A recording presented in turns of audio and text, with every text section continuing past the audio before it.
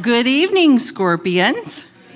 There we go. My name is Joanna Kyle, and I serve as the Vice President of Instruction at Texas Southmost College, and I'm honored and blessed to be able to do so. It's great to see everyone tonight for our Scorpion Lecture Series featuring Father Greg Boyle, who is here with us. Before we continue, I would like to introduce our board chair, Miss Adela Garza, and ask her to come up and say a few words on behalf of Texas Southmost College and our TSC Board of Trustees. Ms. Garza.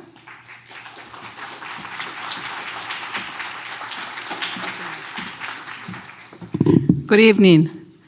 It is my honor and my pleasure to be here.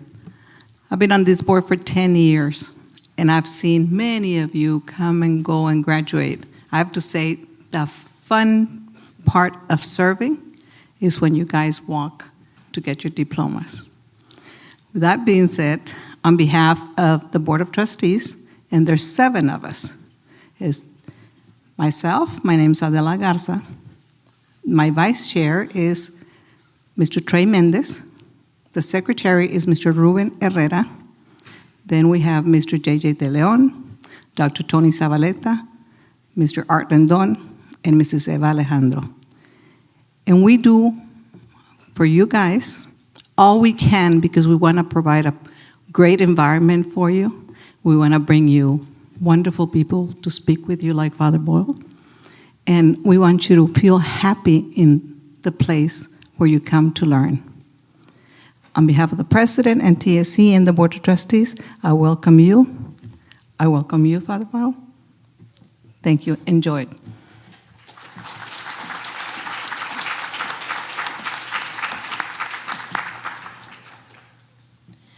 Thank you, Ms. Garza.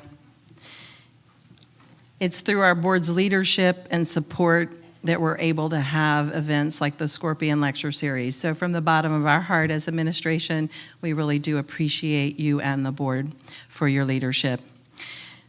So without further ado, I'm going to introduce you to our Acting Dean of Humanities, Dr. Brian McCormick, who will come and introduce Father Boyle to you. So Dr. McCormick.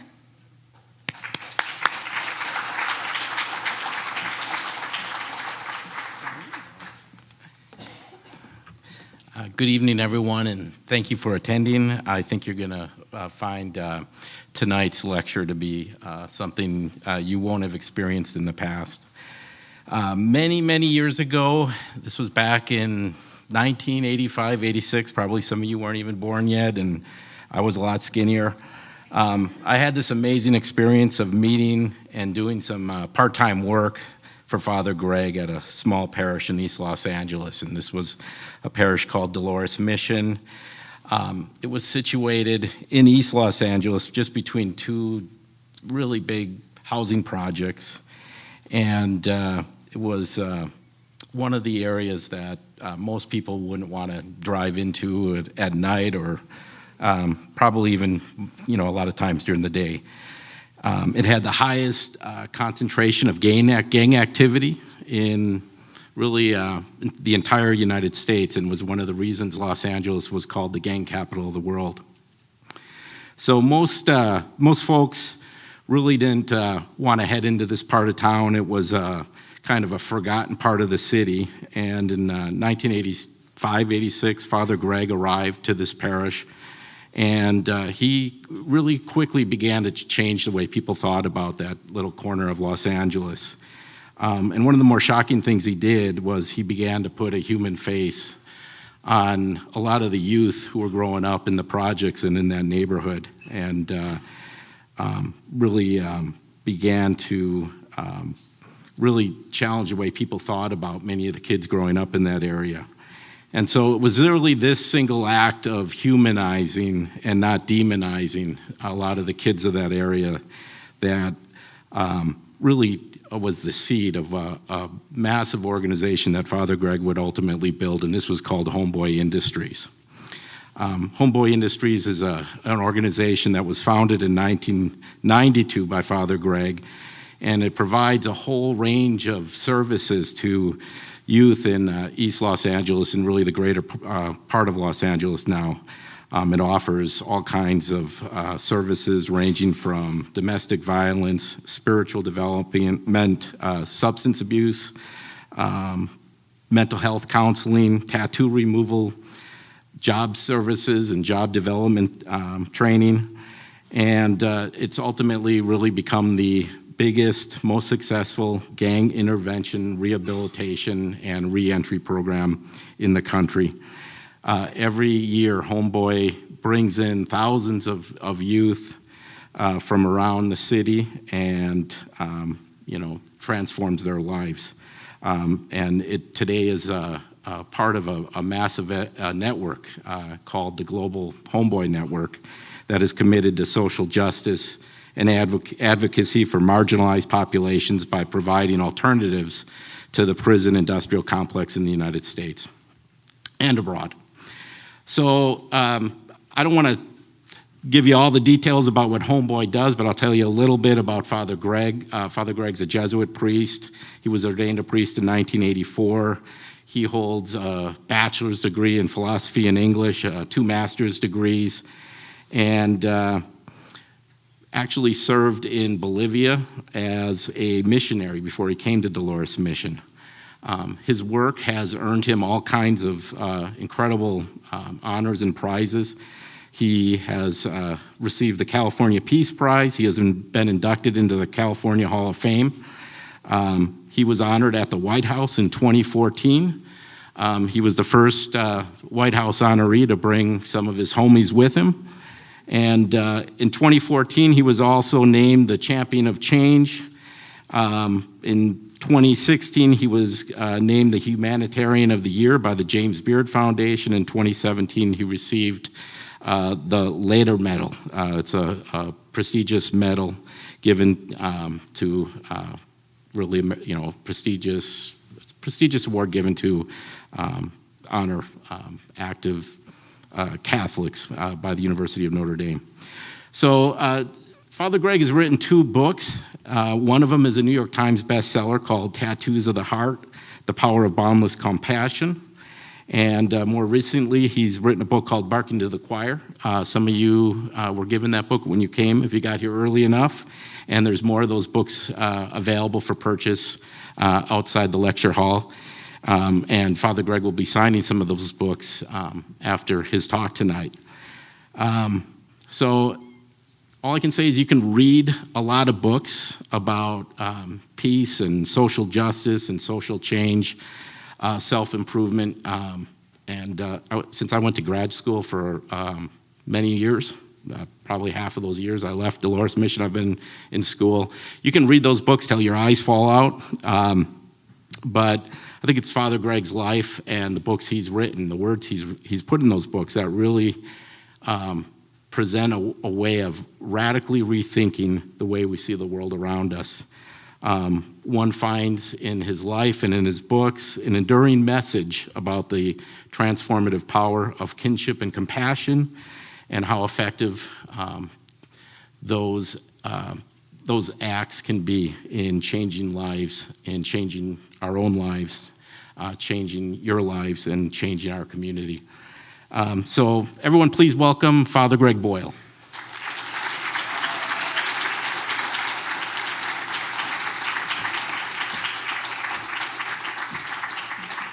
Thank you, Brian. I haven't seen you in 33 years, and that's why I said, yes, of course I'll come and to the southernmost place there is.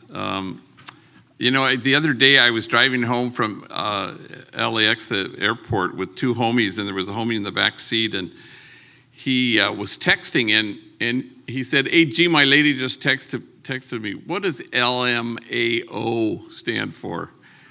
And I thought I couldn't believe that this geezer is going to tell this homie in the back seat that it stands for laugh my ass off. And in fairness to him, he had been in prison for a long time, and so he was not up on the whole texting thing, and he was saying, "Yeah, I just barely found out right now that LOL doesn't mean lots of love." And he was telling me that his 14-year-old daughter he was dead serious. 14-year-old teenage daughter had texted him and said, "Hey, Dad, we won the basketball game." And he writes back, "WTF?" And she goes, "What?" And a couple days later, "Hey, I passed that math test that I was really worried about." And he texts her, "WTF?" And so the next day, she sees him and she goes, "Dad, do you know what WTF stands for?" And he goes, "Of course I do. Why, that's fantastic," he said. And I'm dead serious. It sounds like a joke, but anyway, it's a real privilege to be here with you, and words fail me, so WTF. So here's why I think you're here, and it has very little to do with me. I think we're all longing, we want the world to look differently than it currently looks. Mother Teresa diagnosed the world's ills correctly when she suggested that the problem in the world is that we've just forgotten that we belong to each other. So how do we stand against forgetting that? How do we imagine a circle of compassion and then imagine nobody standing outside that circle? How do we go from this place and dismantle the barriers that exclude? Well, I think the only way to do it really is to stand out at the margins, because that's the only way the margins will get erased if together we stand out at them. And we stand with the poor and the powerless and the voiceless, and we stand with those whose dignity has been denied. And we stand with those whose burdens are more than they can bear. And every once in a while you win the loteria, and you end up being able to stand with the easily despised and the readily left out. You get to stand with the demonized so that the demonizing will stop. And you get to stand with the disposable so that the day will come when we stop throwing people away. And to that end, what we do as we stand there is we try to create a community of kinship such that God, in fact, might recognize it. No kinship, no peace. No kinship, no justice. No kinship, no equality. No matter how focused we may be on those worthy goals, those goals can't happen unless there's some kind of undergirding sense that we belong to each other. And so you go out to the margins and you brace yourselves, because people will accuse you of wasting your time. But the prophet Jeremiah writes, "In this place of which you say it is a waste, there will be heard again the voice of mirth and the voice of gladness, the voices of those who sing." And so you go to the margins and suddenly other voices get heard. So for 33 years, it's been the privilege of my life to work with gang members, and they've taught me everything of value, and I'm indeed grateful. But again, they've taught me how to text, so I'm better than that homie in the back seat of my car, and I'm pretty good at it, LOL and OMG and BTW. And the homies have taught me a new one, OHN, which apparently stands for, "Oh, hell no." And I've been using that one quite a bit lately. I know I can't be alone in being vexed by this stupid autocorrect thing. I had a homegirl, a tough cookie named Bertha, and on Sunday she texted me, and she said, "Where you at?" And I texted her back, "I'm about to speak to a room full of monjas," and monjas are nuns, sisters. About to speak to a room full of monjas, so I pushed send. Autocorrect told her I was about to speak to a room full of ninjas, which she thought was pretty darn interesting. The homies, their hair is always on fire, even today, all damn day. They're just, "Gee, my bill and my this and my lights and my bail and yo no sé qué más and my rent." And a homie texted me, he just needed $100 to completar su renta, and I just couldn't do it. And so I wrote back simply, "Things are tight." And I pushed send, and autocorrect told him, "Thongs are tight." And he wrote back, "Sorry to hear that. What about my rent?" So I had two older homies, older vatos, Manuel and Poncho, and we were going to go to a school to give a talk. And so every morning at Homeboy Industries, it's just like 500 people in this huge reception area, and we have morning meeting and sing happy birthday and make announcements and that kind of thing. And so then we got in the car, and Manuel is in shotgun, so he's up front, and we're just 15 minutes on the road when he gets an incoming text, and he reads it to himself, and he chuckles. And I said, what is it? He goes, oh, it's dumb. It's from Snoopy back at the office. I just seen Snoopy. Snoopy gave me a big abrazo as the day was beginning. Snoopy and Manuel worked together in the clock-in room where they clock in hundreds and hundreds and hundreds of gang members who work there. It's a tough job. I wouldn't want it because gang members can be attitudinal. So I said, well, what's he saying? He goes, oh, hang on a second, it's dumb. Here it is. Hey, dog, it's me, Snoops. Yeah, they got my ass locked up at county jail. They're charging me with being the ugliest vato in America. You have to come down right now, show them they got the wrong guy. Well, I nearly drove into oncoming traffic, and because we were laughing so damn hard. And then I realized that Manuel and Snoopy are enemies. They're from rival gangs. They used to shoot bullets at each other. Now they shoot text messages. And there's a word for that, and the word is kinship. How do we obliterate once and for all the illusion that we're separate? One of the great privileges of my life was knowing Cesar Chavez as a friend. Do you have the same day? Monday? It was Monday? In California, anyway, it was. And he was the best listener I've ever been in the presence of. If you were talking to Cesar, nobody else existed, just you. He would be laser beam focused. He'd never be looking over your shoulder to see if someone more important was on the approach. But once famously, a reporter had commented to him and said, wow, these farm workers, they sure love you. And Cesar just shrugged and smiled and said, the feeling's mutual. And of course it is. How do we arrive at that exquisite mutuality where there is no us and them? But even in service, a lot of you are engaged in service, and there's a distance even in service, service provider, service recipient. You don't want that. Service is a good place to start, but service is the hallway that gets you to the ballroom. You want to get to the ballroom, which is the place of connection and kinship and exquisite mutuality. You want to allow yourself to be reached. I was in Houston giving a talk, and afterwards a former gang member, a guy currently working with gangs in the streets of Houston, and he came up to me pleading with me. How do you reach them? And I said, well, for starters, stop trying to reach them. Can you be reached by them? Which I think is a whole other thing. It turns service on its head, and that's what you want to have happen. No homie found more job opportunities than this guy we all called Dreamer. And Dreamer grew up, I knew him since he was a mocosito in the housing projects, Pico Gardens, and he got into a gang, and very smart kid, though I don't think he ever went to school.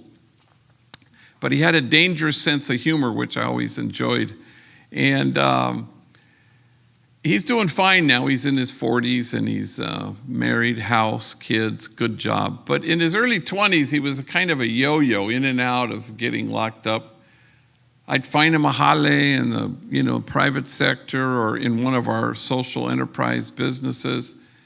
But always before too long, he'd gravitate back to vague criminality, usually something involving drugs, the sale of or the use of, and then he'd wander back to me. So it was a pattern that was very frustrating and constant.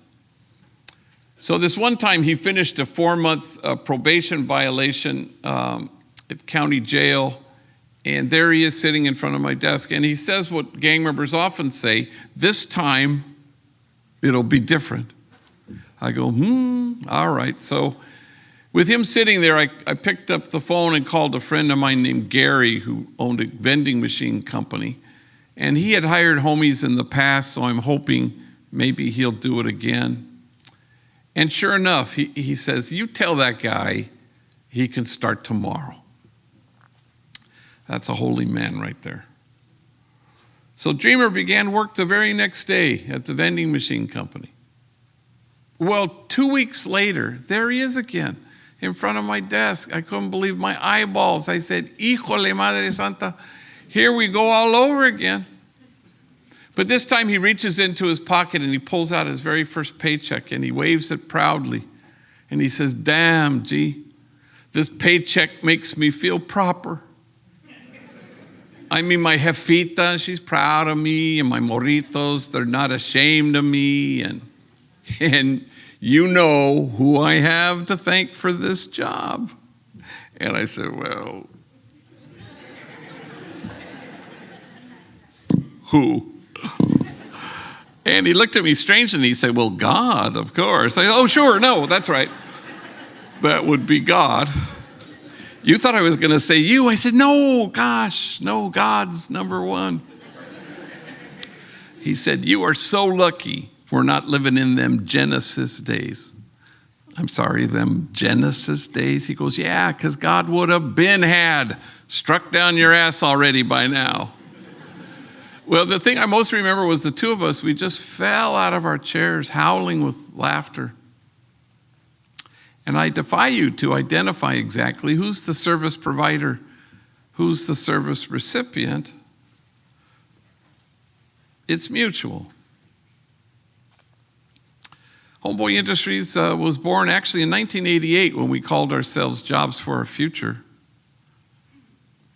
When I was pastor of the poorest parish in the city of LA, Pico Gardens, Aliso Village, largest grouping of public housing west of the Mississippi.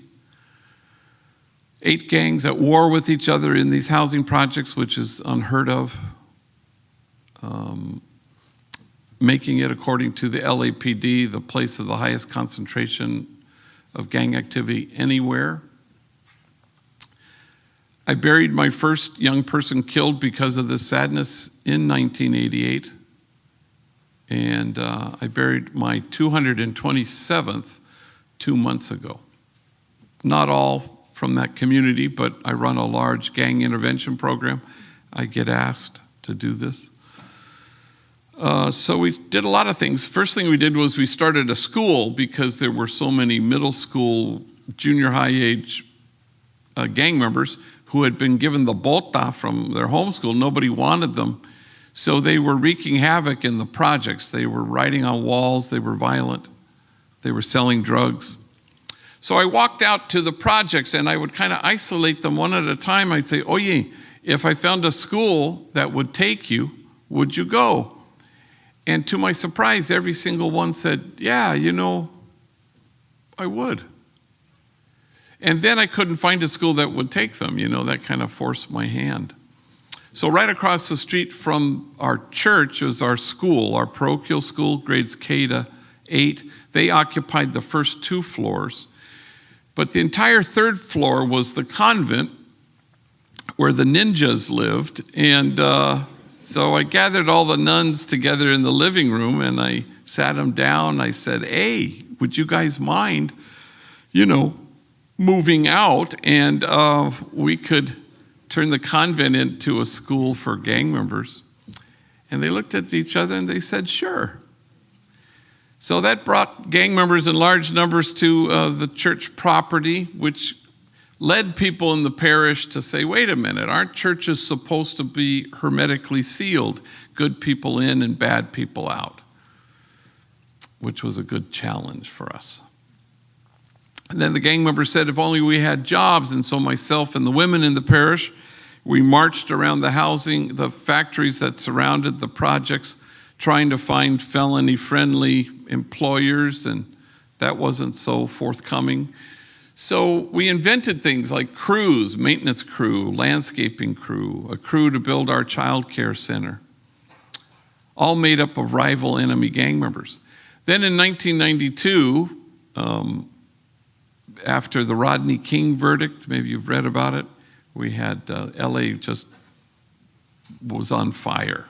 Every pocket of poverty exploded as a result of that incident, except my parish. And so the LA Times wanted to know why that was. And I said, I don't know. Maybe it's because we had 60 strategically hired gang members, rivals, from 8 different gangs who had a reason to get up in the morning and a reason not to torch their own community. So the next day, a movie producer named Ray Stark, who happened to have $500 million, summoned me to his office. And he said, how should I spend my money? I was young. I look back now and I go, híjole, I woefully undershot my request here, but anyway. I said, well, there's an abandoned bakery across the street from the school. It's got ovens. I don't know, we could paint it up and fix it up and repair the ovens and put hairnets on rival gang members. We could, I don't know, call the place Homeboy Bakery. And that was the extent of my entire business plan. And he said, sure. So we wrote a big chequezazo and we were off and running. A month later, we started Homeboy Tortillas in the Grand Central Market. Once we had plural, we changed our name from Jobs for Our Future to Homeboy Industries.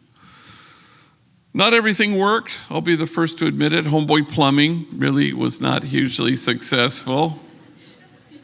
Who knew? People didn't want gang members in their homes. I did not see that coming. And nobody ever intends to do such a thing, but we backed our way, evolved our way into becoming now, we're the largest gang intervention rehab reentry program on the planet Earth.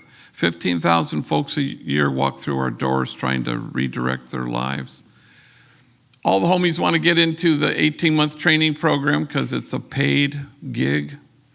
And it's about healing, and everybody's in therapy.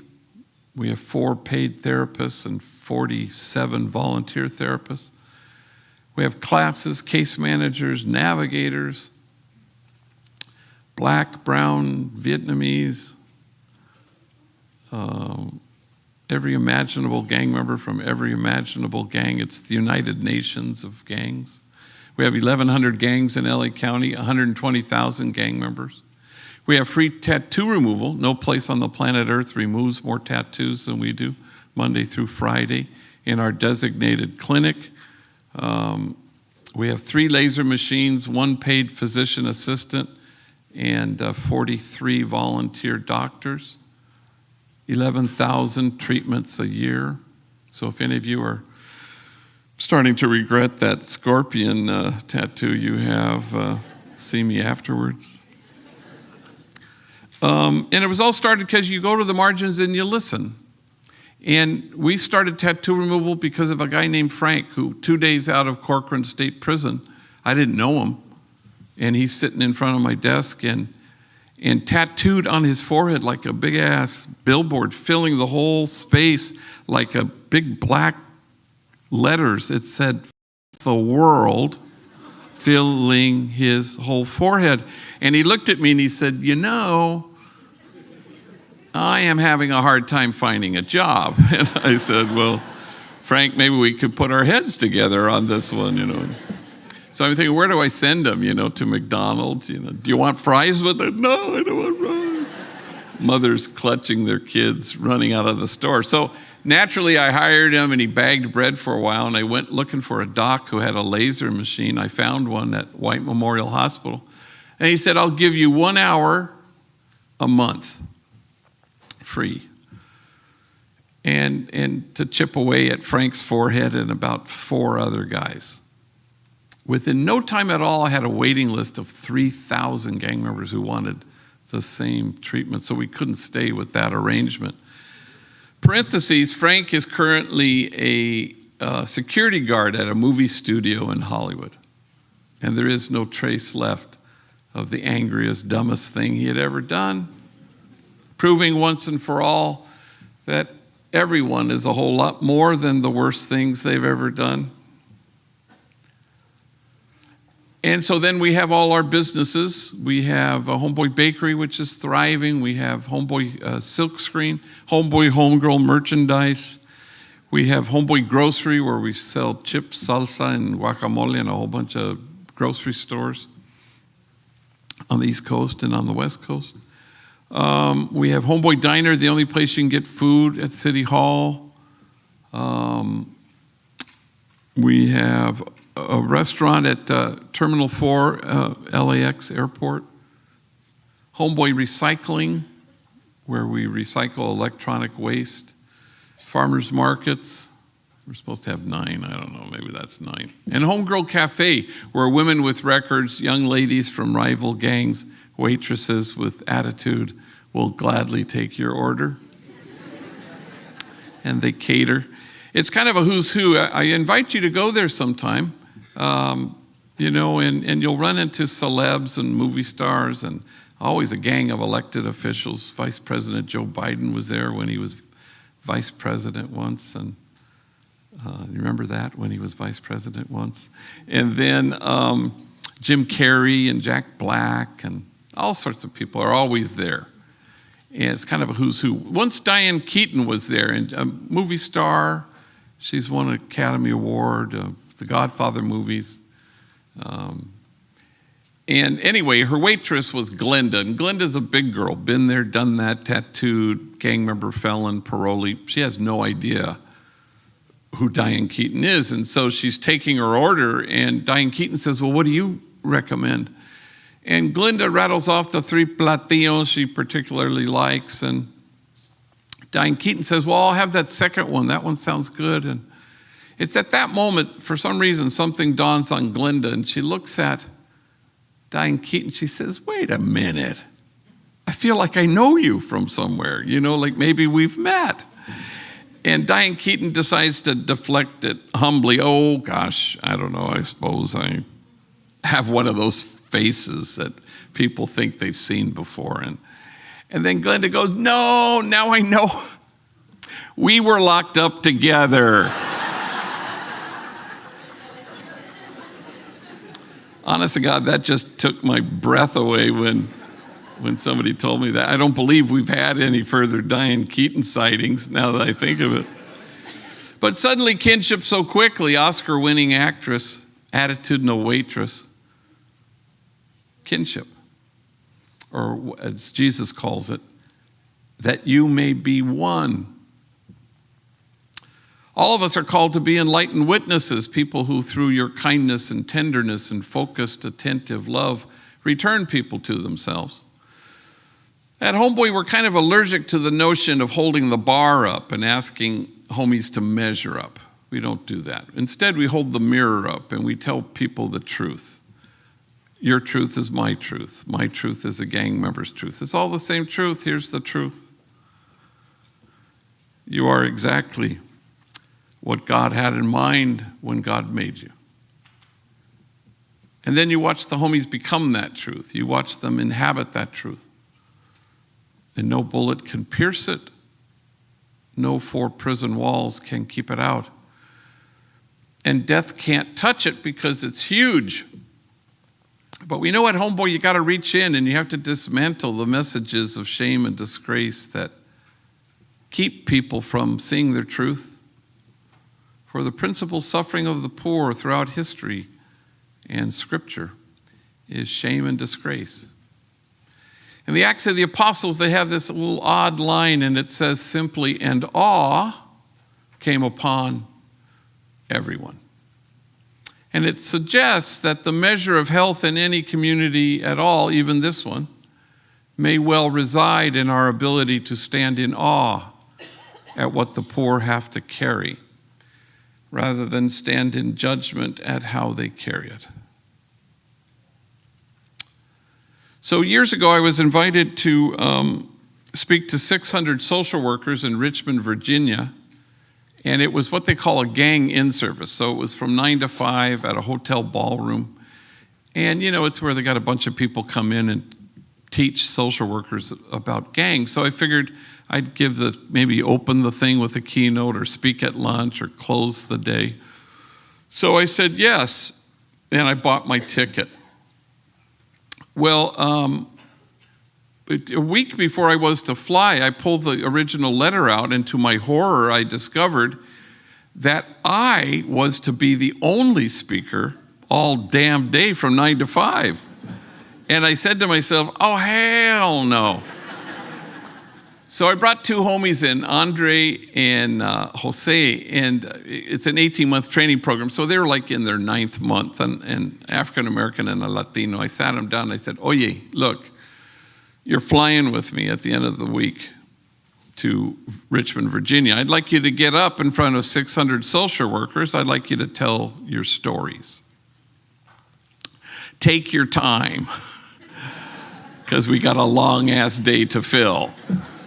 Well, I'd never heard their stories before, and Jose gets up first, and he's about 25 years old, and gang member, tacas, been to prison. But at that moment in his 18 months with us, he had sort of gravitated to as a very valued member of our substance abuse team. So a man solid in his own recovery, now he's helping younger homies and homegirls with their addiction issues. So not only was he in prison, he had a long stretch as a homeless man and an even longer stretch as a heroin addict. So he gets up in front of 600 social workers and he says, I guess you could say my mom and me, we didn't get along so good. I think I was 6 when my mom looked at me and said, why don't you just kill yourself? You're such a burden to me. Well, 600 social workers audibly gasp. And he says, it sounds way worser in Spanish, he said to them, And I've never seen this happen. We got whiplash going from gasp to laugh. Then he said, I guess I was 9 when my mom drove me down to the deepest part of Baja California, and she walks me up to an orphanage. And she knocks on the door, and the guy comes to the door, and she says, I found this kid. And she left me there for 90 days until my grandmother could get out of her where she had dumped me. And my grandmother came and rescued me. My mom beat me every single day of my elementary school years with things you could imagine. And a lot of things you couldn't. Every day my back was bloodied and scarred. In fact, I had to wear 3 t-shirts to school every day. First t-shirt because the blood would seep through. Second t-shirt, you could still see it. Finally, the third t-shirt, you couldn't see any blood. Kids at school, they'd make fun of me. Hey, fool. It's 100 degrees. Why are you wearing 3 t-shirts? And then he stopped speaking, so overwhelmed with emotion, and he seemed to be staring at a piece of his story that only he could see. And when he regained his speech, he said through his tears, I wore 3 t-shirts well into my adult years because I was ashamed of my wounds. I didn't want anybody to see them. But now I welcome my wounds. I run my fingers over my scars. My wounds are my friends. After all, how can I help heal the wounded if I don't welcome my own wounds? And awe came upon everyone. The measure of our compassion lies not in our service of those on the margins, but only in our willingness to see ourselves in kinship with them. For the truth of the matter is this: if we don't welcome our own wounds, we may well be tempted to despise the wounded.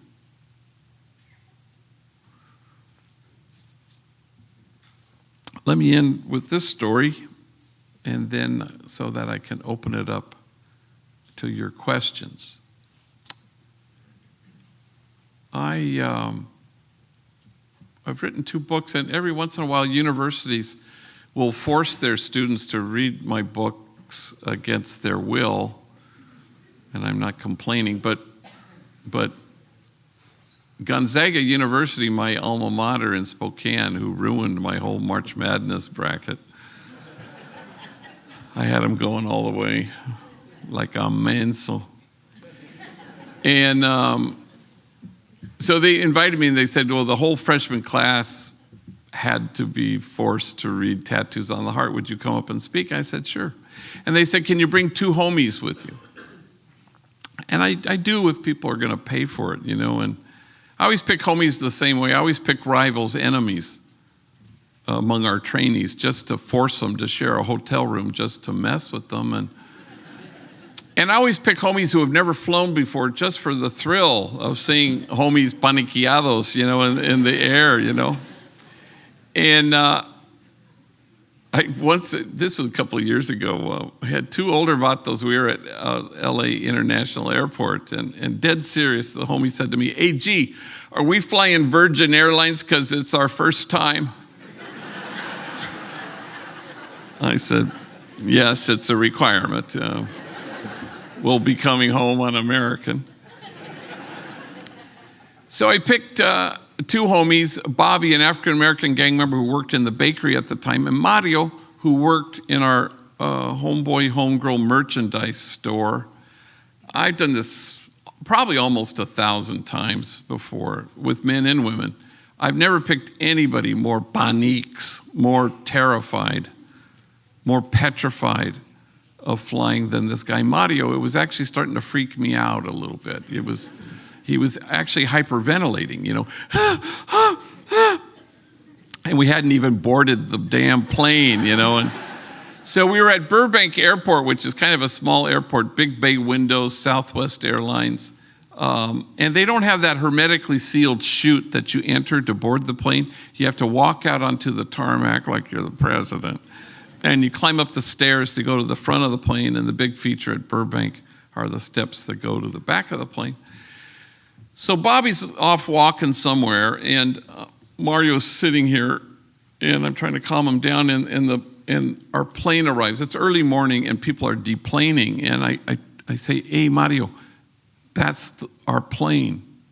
And I think, oh my God, he may die before we climb those stairs, and so then I see our flight crew, and I see two female flight attendants, and both of them have very large cups of Starbucks coffee, and they're schlepping up the front steps. And Mario goes, when are we going to board the plane?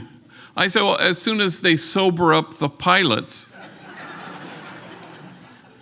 There they go now.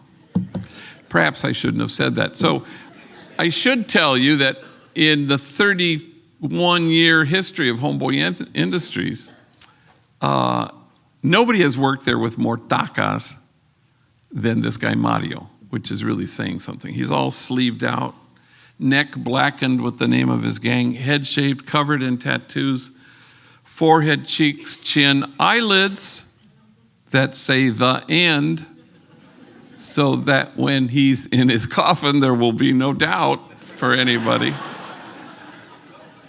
So I'm trying to calm his ass down, and we're walking through the airport, and just the 2 of us, and people are like this, and mothers are clutching their kids, and I'm going, wow, miren nomás. And I'd never been out in public with them. I'd never seen this before. And if you were to go to Homeboy tomorrow and ask anybody who works there, who's the kindest, most gentle soul who works there, they wouldn't say me. They'd think for half a second, they go, Mario. He's a waiter now in the cafe. Mario was proof that only the soul that ventilates the world with tenderness has any chance of changing the world. So we get to Gonzaga, and there's a big talk Tuesday night, 1,000 people. But what they don't tell you is before the talk, all damn day, are like 93 other talks. This class, this meeting, this class, all damn day. So I tell Mario and Bobby that I'm not going to speak in any of them. I'm going to sit in the back of the classroom. You guys get up and tell your stories. Well, they were really nervous, especially Mario was quite nervous. But they did a good job. Stories of terror and torture and violence and abandonment and abuse. And honest to God, if their stories had been flames, you'd have to keep your distance. Otherwise, you'd get scorched. I wouldn't have survived a single day of either of their childhoods. So we get to the big night, Tuesday night, 1,000 people. I can't remember if I had planned to do this or I did it at the last minute. But anyway, I told them, oh yeah, you're going to get up and speak before me, like 7 minutes each. And oh my gosh, Mario was just terrified because there were so many people. But again, they did a good job. Then I got up and did my thing. And then I invited them to stand on either side for the question and answer, which we're going to do in 2 seconds. And yes, ma'am. Yeah, so the woman stands and she says, I got a question. It's for Mario. First question out the gate. And Mario's this tall, skinny drink of water, and he clutches the microphone and, yes. And he's just terrified. And she says, well, Mario, you say you're a father. You have a son and a daughter. They're about to enter their teenage years. What wisdom do you impart to them? What advice do you give them? Mario clutches the microphone, and I can feel standing next to him, he's starting to tremble, and he's just straining. He's getting a friggin' hernia trying to come up with whatever the hell he's going to say. And when suddenly he blurts out, as soon as he says those 2 words, he rushes back to his microphone, clutching closed-eyed refuge. And now I know he's losing the battle with his tears, but he wants to get the whole sentence out.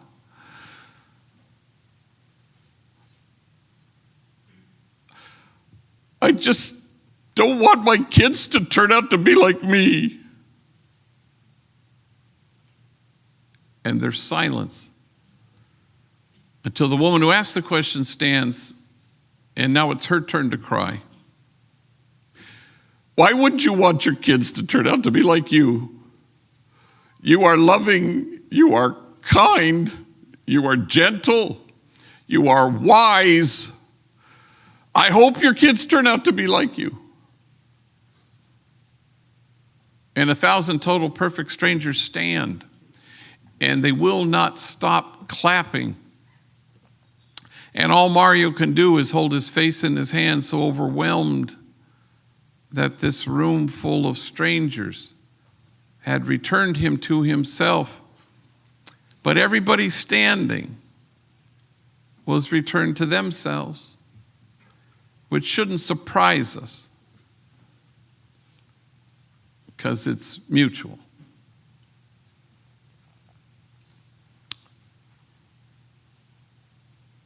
We go from this place to create a community of kinship such that God, in fact, might recognize it, where we stand against forgetting that we belong to each other,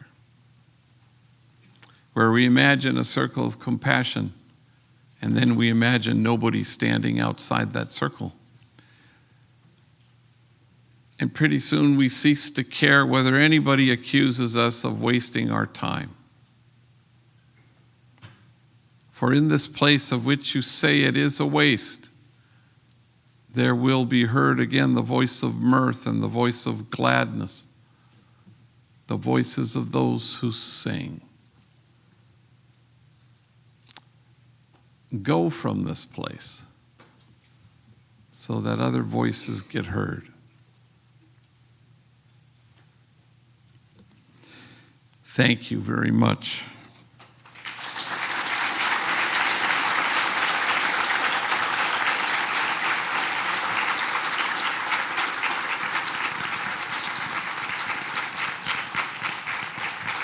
So we won't take that long, and then I'll go out and sign some books if you have any. And I see that we have microphones here. If you want to come on up, and we won't need that many questions, or they'll go to you even better, or just yell the question out. Well, and they need like 2 or 3, and I'll give long-ass answers so you don't have to. We'll just keep the questions a minute, and then you'll get extra credit if you raise your hand. Yes, right over there, right behind you. No, sorry. Is Homeboy's industry faith-based, and do you require the homies to claim faith or be discipled, etc.? We're faith-based in as much as every 2 weeks at payday, we just don't know whether we're going to make it, so there's that. And, we got every faith imaginable. We have agnostics and atheists and Buddhists and Muslims and Christians and Catholics and every imaginable shape and size. We want to live as though the truth were true. And we want to particularly take seriously what Jesus took seriously. And those are only 4 things, which is convenient for us, that it's only 4 things. Inclusion, nonviolence, unconditional loving kindness, and compassionate acceptance. And certainly in the early church, it was not about a set of beliefs. It was about a way of life. And so that's kind of important at Homeboy. Homeboy wants to be the front porch of the world we all long to see, where enemies work side by side with each other, a community of tenderness. It's a place where we feel that the highest form of spiritual maturity is tenderness, because otherwise love just stays in your head or in your heart, and unless it becomes tender, there's no connective tissue. So Homeboy believes in the connective tissue of that. So consequently, we want to be in the world who God is, compassionate, loving, and kind. Safe to say, God gets weary with us going like this and saying, boy, are you compassionate? Kind of hoping that we will become compassionate. And that's kind of the principle at Homeboy. So, but it's a very accepting place, since God is inclusion. Did you have one over there? Yeah. Has there anybody you've ever denied help from them getting away from the gang life, or has there ever been anybody that you just couldn't help because they were so accustomed to the gang life? Well, Homeboy is not for those who need help. It's only for those who want it. So you have to walk in the door. We don't recruit, It's like rehab, Like if I ran an alcohol rehab center, I wouldn't send out at night, alcohol outreach workers who would go to bars and sidle up to people and say, hey, I couldn't help notice that was your 9th beer, So whatever in your mind says that would be preposterous, it's the same thing with homies. It's not, don't you see? I was on the Dr. Phil show once. I know, what was I thinking? But it was just he and I and talking about Homeboy. But on the stage, imagine the stage here, he and I are on 2 stools in the middle. And on his side of the stage was a beautiful mahogany coffin on one of those 4-wheel dolly deals, draped in velour, But on my side of the stage was a perfectly reconstructed jail cell with bed and toilet and sink and bars. They went to great expense for these 2 set pieces. So they brought out 3 kids, one at a time, each one with their very distraught single mother, a white kid, an African-American kid, and a Latino kid. Teenagers, kids who were kind of gravitating perilously close to gang involvement. With each kid, Phil sort of grabbed him, figuratively, and said, "Don't you see where this choice is leading you? To death or to prison." Finally, by the third kid, I said, "Híjole, Phil, how do I break this to you? These kids don't need more data. They don't need more information. They know this will lead to death or prison. They don't care that it will." And that's the key diagnostic moment. How do you infuse hope to kids for whom hope is foreign? How do you help heal traumatized kids so that they can transform their pain and cease to inflict it? And how do you deliver mental health services in a timely and culturally appropriate way? So you have to walk through the doors at Homeboy. So we've never denied anybody, but sometimes they'll come in and we drug test and we'll go, "Yeah, we noticed in your urine meth," and that's gonna be a big one. So even bud, we don't allow marijuana. But if it's meth, we kind of go, "Hey, why don't you we'll pay for you to do 90 days and get this monkey off your back," that kind of thing. But we're in their corner. Once they walk in the door, red carpet treatment. Yeah. I wanted to ask, what do you think is most likely the thought or idea that is being imposed on an individual that they would continue to behave and do negative behaviors or actions, and that thought or idea, emotion as well, that would keep them from trying to behave or do something better for themselves and for others? Yeah, behavior at Homeboy, we're all accustomed to not being tripped up by behavior. We always think, gang violence is a language. What language is it speaking? And all behavior is a language, so we don't get freaked out by it. And we've had, rarely things happen, but, they do. But we don't get freaked out. We all kind of go, "Well, what does that mean?" If you were in a classroom and you had a little, 5-year-old boy, and you said, "Hey, wait here for 1 second and I'll be right back." And when you came back, the kid had destroyed the room and smeared his feces on the wall, and you wouldn't want to banish the kid or punish the kid. I don't care what level of education you were at, you wouldn't want to do that. You would say to yourself, "Whoa, what does this mean? What does this indicate? What language is this behavior speaking?" And that's true of every human being. And so, unfortunately, law enforcement sometimes thinks it's about good guys and bad guys. And I've been doing this for 33 years, and I suspect I know more gang members than any human being ever. And I've never met a bad guy, not once. Now, you'd think I would have, but I never have. I've met despondent people. I've met people who are just stuck in a lethal absence of hope. I've met really damaged people who are in pain. And I've met mentally ill gang members, but I've never met a bad person. I don't think that person exists.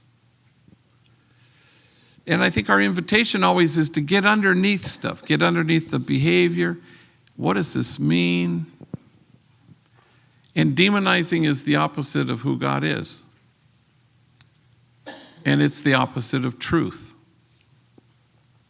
And don't fall for it when people do it and leaders do it and demonize and scapegoat whole pockets of humanity. It's always a lie. It's never the truth. And that's an important thing to know. So then once you get underneath things, then you can, I don't know why I thought of this the other day. I was writing about it, and there's a place called Paris, California. And these parents chained their kids. I don't know how many kids, 7 kids or something, and that wouldn't feed them and would punish them. And in the LA Times, when I read the report, one woman, a neighbor, said, there's a special place in hell for these 2 parents. And then another neighbor said, can't we just execute them now? And you want to be able to get underneath stuff. You want to go, what is this about? You know, it's not about evil, it's about mental illness, and it's a horrible thing to carry. And what if we were tender with each other? What if we were compassionate? What if we noticed people? What if we helped people? But you don't have to demonize anybody. It doesn't make any sense. Maybe our last question. Well, thank you for being here today with us. Through all the years that you've been helping the gang members, have you seen anyone that you've helped go back after rehab to being a gang member again? No, I think part of the thing, there's relapse in drug rehab and relapse in alcohol rehab. Our discovery at Homeboy after 31 years is, an educated inmate or gang member may or may not go back to prison. And an employed one may or may not go back to prison. But a healed gang member won't ever return to it. So all of it depends on your measure of surrender to your own healing. And then people discover their true selves in loving. So I'll finish just with a story and I'll shut up. There was a homie, it reminded me of the question of the young man there are several kids here, in your head where you go, I'm not sure this guy can ever really turn this ship around, He's just a cabezón. And there was one kid named Danny who was from this one gang. And he was a little, chaparrito, and he was like 13 years old and always had a gun and putting in work for his barrio. And he vowed to me once, I will never step foot in Homeboy Industries. I go, all right. But I always knew him on the calles, in my bike. I'd ride my bike in the projects and I'd see him there. And then I met him always in juvenile hall and probation camp and the youth authority. So I always would visit him when he was locked up, once when he was shot. But he vowed he would never step foot in Homeboy Industries. And in recovery, we always say it takes what it takes. The death of a friend, the birth of a son, a long stretch in prison. Well, he did 2 years only. He got popped, went to prison at 18. And at 20, he came out, and it takes what it takes. And his mother had 6 months to live, and she had pancreatic cancer. So I would watch him with her, and out of a big family, he was sort of the hospice designated caregiver, which was remarkable how tender he was with her, given the fact that this woman actually tortured him as a kid. So she died. A week later, I buried her, and a week after that, he walked for the first time into Homeboy Industries. And I watched him, sort of working and laughing with his enemies, guys I knew he used to shoot at. And he finished up his GED, and then he went to East LA College, and he was in our 18-month training program. So he was probably, 6 months into the program. And he came into my office, and he began this way. What happened to me yesterday has never happened to me in my life. So he tells me that after work at 5, we have the train, the metro, which is right across from the Gold Line. So he gets on the Gold Line going east to go home, and he says it's a packed train, but he manages to get a seat. But standing in front of him, hanging onto the pole, he says, is a medio pedo guy. And he says he's a homie because I can see tacas in his hand, but I don't know who he is. He's older. And Danny is wearing a sweatshirt that says Homeboy Industries, jobs, not jails. Fills his whole chest. And the medio pedo guy says, hey, you work there? Danny doesn't know, should I really engage this guy? And he nods. Is it any good? And Danny shrugs and says, well, it's helped me. In fact, I don't think I'm ever going to go back to prison because of this place. And then Danny stands up and he reaches into his pocket and pulls out a piece of paper and a pen. And he writes the address of Homeboy Industries on the piece of the paper. And as he's doing this, he says to me, I couldn't believe I knew the address by heart. And he hands it to the little bit drunk guy and says, come see us. We'll help you. And the guy studies the piece of paper and he says, thank you. Then the train stops and the medio pedo guy gets off and Danny sits down. And now he's continuing the story and he repeats his earlier refrain. What happened to me next has never happened to me in my life. Everyone on the train was staring at me. Everyone on the train was nodding at me. Everyone on the train was smiling at me. And now he can barely speak through his tears. And for the first time in my life, I felt admired.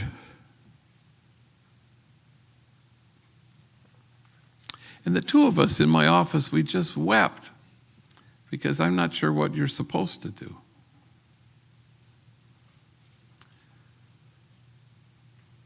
Long lay the world in sin and error pining till he appeared and the soul felt its worth.